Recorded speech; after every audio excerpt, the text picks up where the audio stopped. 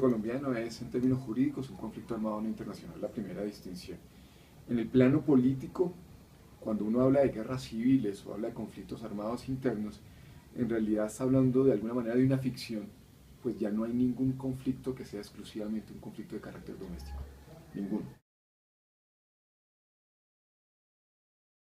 El sistema internacional lo que ha dicho es, básicamente yo estoy atento sobre el caso colombiano, en la medida en que es complementario, deja que las jurisdicciones nacionales desarrollen la competencia jurídica de manera preferente, es decir, primero ellos y solo de manera subsidiaria entraría al sistema internacional. ¿Bajo qué condiciones entraría? Básicamente a partir del momento en que se considere que no se provee justicia. Ya la Fiscalía de la Corte Penal Internacional ha dicho en un informe intermedio del año 2012, y lo reiteró en el 2012 y desde 2013, porque Colombia estaba bajo observación de la Fiscalía, básicamente lo que dice es, uno, en el caso de los paramilitares de justicia y paz, considero que más o menos se ha resuelto, que hay que afinar algunas cosas en relación con las penas, con la provisión de verdad y la reparación. Dos, que habría que ampliar eso seguramente a los financiadores, a los llamados autores mediatos, y tal vez con eso estaría resuelto, entendiendo que los 8 años no son una pena ideal, pero que más o menos satisface las condiciones básicas de la Corte Penal Internacional. En relación con las FARC, lo primero es que se ha provisto justicia en términos teóricos en la medida en que hay juzgamiento y sanción, es decir, hay sentencias impuestas. Muchos de los miembros de las FARC están en las cárceles, en esa medida uno no puede hablar de un criterio de partida de impunidad en relación con las FARC, y señala que los miembros del secretariado y otros miembros del Estado Mayor del Estado Mayor de las FARC deberían tener algún tipo de respuesta por los crímenes internacionales.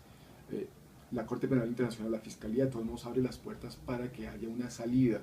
La pregunta es cuál es esa salida. Eso es lo que se discute realmente ahorita con el marco jurídico por la paz. Es decir, que Colombia se sigue moviendo dentro del escenario de lo posible. Y en relación con los militares, insiste la Corte Penal Internacional, la Fiscalía ha insistido sobre los falsos positivos al señalar que la gravedad de los crímenes y la inoperancia de la justicia penal militar puede llevar a que no se cumplan los parámetros.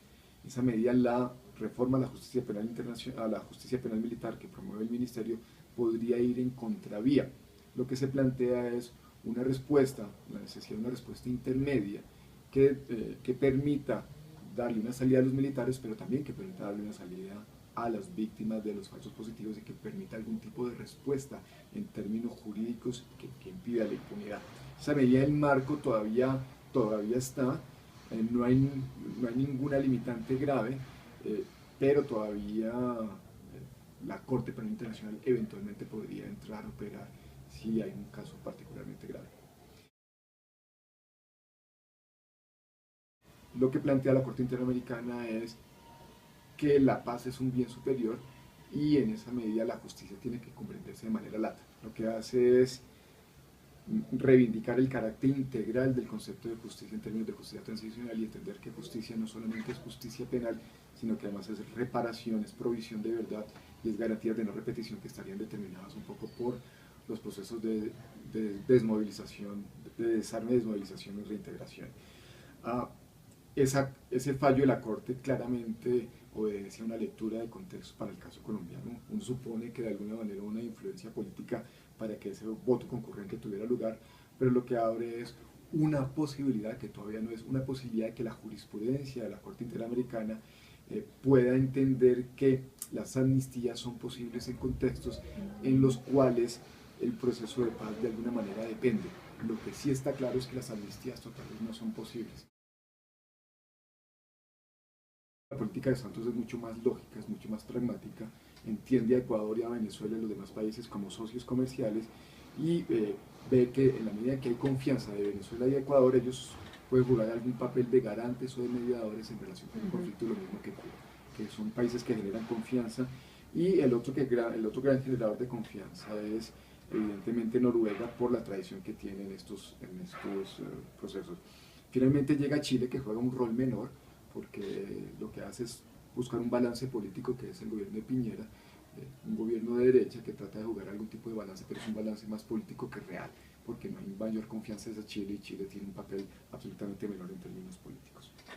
Por último, Brasil, evidentemente Brasil juega un papel importante hoy en el contexto latinoamericano y mundial. Cada vez trata de presionar como eje de desarrollo, porque jalona la economía de manera importante de estos países. Brasil es un creciente socioeconómico de Colombia y la permanencia de Lula da Silva y Dilma Rousseff plantea por lo menos unos esquemas que limitan el accionar de ciertas salidas de fuerza o de derecha en el continente.